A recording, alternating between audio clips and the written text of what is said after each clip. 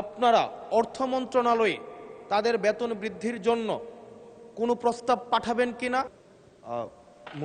সম্মানিত মন্ত্রী প্রদত্ত তথ্য অনুসারে বাংলাদেশে সরকারি চাকরিজীবী কর্মকর্তা এবং কর্মচারীর সংখ্যা হচ্ছে 14,50,891টি। এই 14,50,891টি পরিবারের সর্বশেষ বেতন বৃদ্ধি হয়েছে 2015 সালে, আর বর্তমান হচ্ছে 2026 সাল। গত 11 বছরে কোনো বেতন বৃদ্ধি হয়নি, অথচ এই 11 বছরে মুদ্রাস্ফীতি 55 থেকে 65% পর্যন্ত বৃদ্ধি হয়েছে।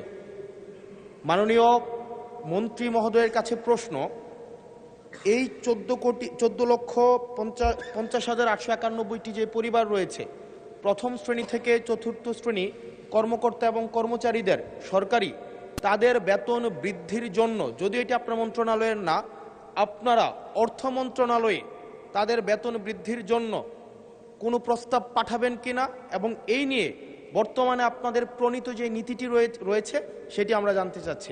ধন্যবাদ। মাননীয় মন্ত্রী। মাননীয় স্পিকার, ইতিমধ্যেই পে কমিশন গঠিত হয়েছে আমরা জানি।